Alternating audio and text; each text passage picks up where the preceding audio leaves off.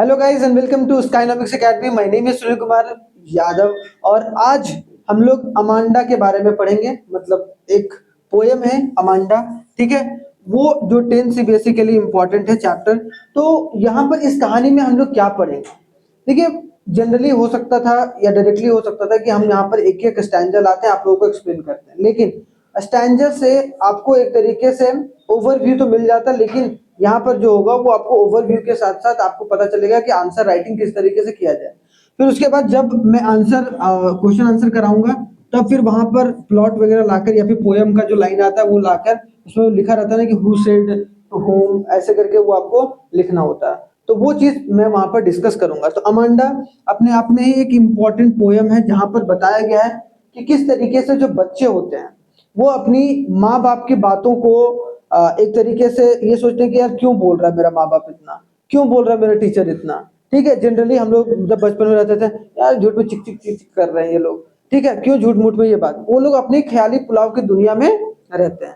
तो यहाँ पर वही बात किया गया एक लड़की अमांडा के बारे में, जो अपने फेरी टेल में, मतलब अपने ही ड्रीम में, एक तरीके से डे ड्रीमिंग का मतलब कि दिन में ही सपना देख रही है कि मैं यहाँ होती, मैं यहाँ होती, मैं यहाँ होती तो ज्यादा अच्छा होता, ठीक है। क्यों? क्योंकि उसकी माँ जो है वो बार बार उससे डांट रही है कि तुम ऐसे रहो, अपनी पीठ सीधा करके बैठो, चॉकलेट नहीं खाओ, ये मत करो, वो मत करो।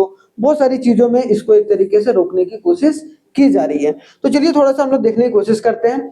तो सबसे पहले की पॉइंट्स ऑफ द पोएम क्या है। सबसे पहले the poem depicts the Amanda enduring her mother's constant criticism for a various fault like a nail biting and laziness, है कि नहीं, कि नाखून क्यों चबा रही हो, लेजी क्यों हो गई हो तुम, चॉकलेट क्यों खा रही हो, ये सब सारी चीजों के बारे में है, ठीक है। उसकी मदर जो है अमेंडा की मदर, जो अमेंडा की मदर है वो हमेशा क्रिटिसाइज करते रहती थी किसको, एक तरीके से बच्चे को, कि आखिरकार तुम इस तरीके से डिसिप्लिन क्यों नहीं हो, डिसिप्लिन रहो। तो उससे कॉन्स्टेंटली एक तरीके से वो अमेंडा जो है वो फ्रस्ट्रेट होते चली गई और उनकी बातों को बिल्कुल भी ध्यान में दे नहीं रही थी जब वो सब सारी बातें उनकी मम्मी ने उनसे करा, ठीक है। अमेंडा अ डे ड्रीमर्स, ठीक है, of escaping into the serene life of the mermaid and the solitary existence of क्या रपुंजल, ठीक है। तो यहाँ पर क्या बोला गया भाई, वो डे ड्रीमिंग में चल रही कि भाई मैं मरमेड हूँ, मैं जल परी हूँ, कि मैं एक ऐसा जगह पर हूँ, शांत जगह पर, जहां पर एक तरीके से कोई भी हमें डिस्टर्ब करने वाला नहीं है। बल्कि और उसी साथ जो उस वक्त उसकी मम्मी उसे क्रिटिसाइज कर रही है कि भाई तुम ये क्यों कर रही, वो क्यों कर रही, लेकिन उसकी बातों को बिल्कुल भी ध्यान नहीं दे रही। तो her mother reprimands extend to the course, diet and behavior and leaving Amanda feeling suffocated। तो उसकी मम्मी का जो चिल्लाना या फिर उसकी मम्मी का डाइटिंग के बारे में कुछ बोलना, उसके बिहेवियर के बारे में बोलना अमेंडा को बिल्कुल भी पसंद नहीं था। इसीलिए वो अमेंडा जो है वो मतलब अपने आप को घुटन महसूस हो रहा था, उससे घुटन महसूस, रेप्रीमेंट मतलब उसको अपने हिसाब से, मतलब उनकी बातों को जो है अलग अलग चीजों के बारे में जो बात किया जा रहा है उसको वो अलग तरीके से सोच रही है। वो बोल रही है कि उन सब सारी बातों की वजह से मेरे को क्या हो रहा है, सफोकेशन हो रहा है। तो रेप्रीमेंट, तो मदर रेप्रीमेंट मतलब मदर का जो बात बोला जा रहा है, जो सलाह मशवरा दिया जा रहा है, उसको एक तरीके से वो गलत तरीके से ले रही है, ये बात बोला गया है, ठीक है।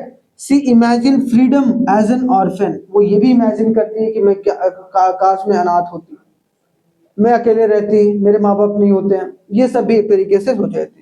फिर क्या, longing for the simplicity of the footprint in the sand, कि वह आराम से मैं कहीं पर बीच के किनारे बढ़िया से मजे से रह रही होती है और शांत, सारे जगह पूरा जगत पूरा शांत होता, अब कोई भी चिक चिक करने वाला नहीं होता, ठीक है। However the mother persistent nagging, मतलब उसकी मदर जो बार बार उसको एक तरीके से बातें बोल रही थी, ठीक है, इवेंचुअली क्रसेस अमेंडा's स्पिरिट, कि अमेंडा की स्पिरिट को, उसके जज्बा को एक तरीके से क्या कम हो रहा था। Living unable to find a solace even her dreams, कि वो मतलब दिन में भी वो डे ड्रीमिंग कर रही थी, वो भी सही से नहीं कर पा रही थी। क्यों? क्योंकि उसकी मदर बार बार कॉन्स्टेंटली उसको सुनाई जा रही थी, किस किस के बारे में, ठीक है, डाइट के बारे में, बिहेवियर के बारे में, अच्छे से बिहेव करो, अच्छे से बैठो, अच्छे से खाओ, ठीक है, चॉकलेट क्यों खा रही हो, ये सब सारी चीजें, ठीक है, पढ़ाई करो समय पर, ये सब सारी चीजें एक तरीके से बोली जाए तो होमवर्क करो अपना, ठीक है। तो ये सब सारी चीजों के बारे में बार बार, तो यहाँ पर क्या समझ में आ रहा है कि एक तरफ पेरेंट और चाइल्ड के बीच में जो है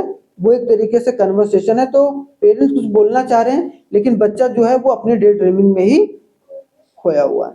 अब यहाँ पर देखो क्या पोयम किसके द्वारा लिखा गया है, रॉबिन क्लेन के द्वारा।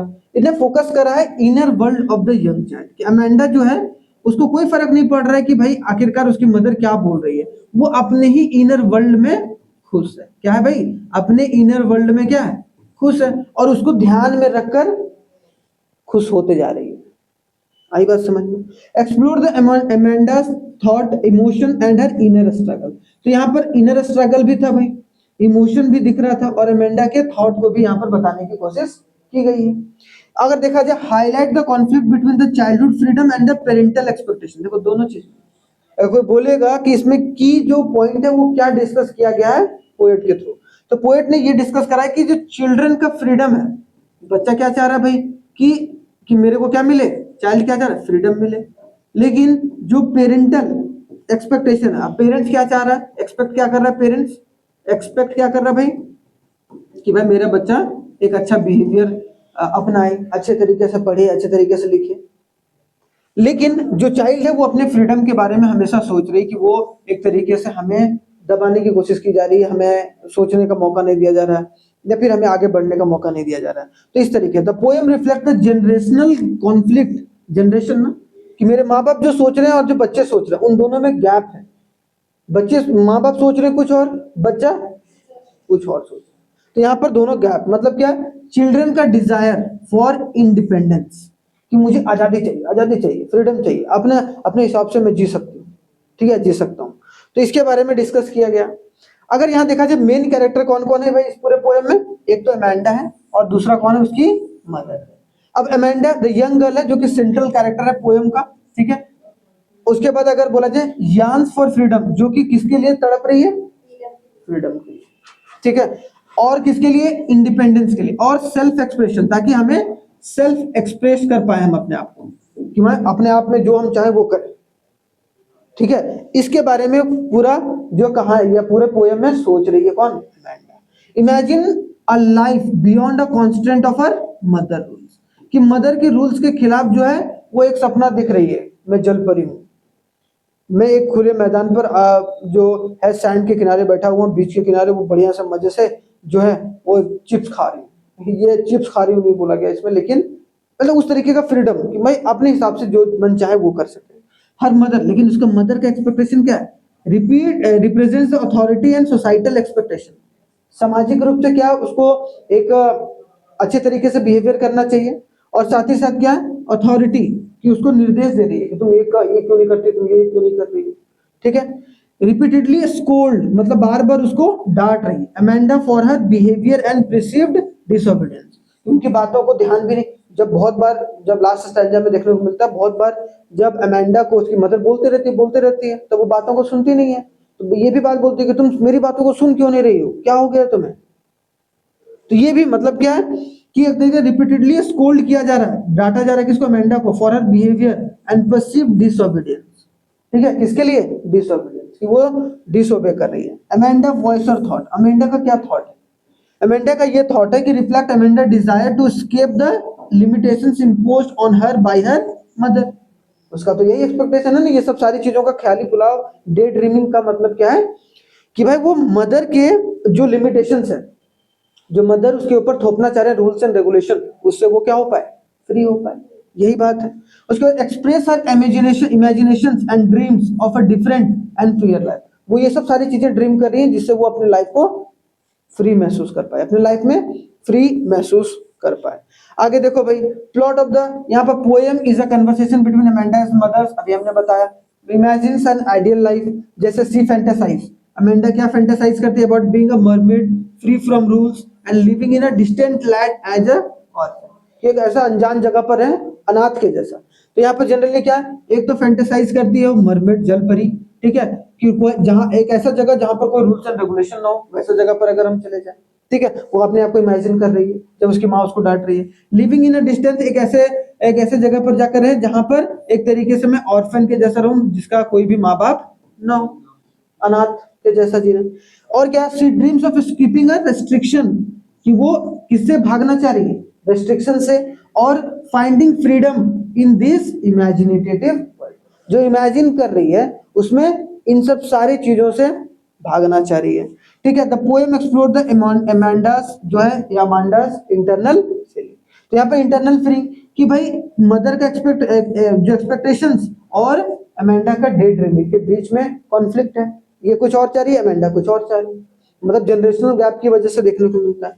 The schooling highlights the mother's concern for the societal expectation and Amanda resistance of a conformity. तो यहाँ पर यही बात है कि भाई एक जो बच्चा है वो अपने हिसाब से अलग तरीके से जीना चाह रहा है, लेकिन वो अपने माँ बाप की बातों को मानने के लिए बिल्कुल भी रेडी नहीं है। तो यहाँ पर ये चीज हम समझ सकते हैं जो पूरी चीजों के बारे में यहाँ पर बात की गई। अब थीम क्या है भाई?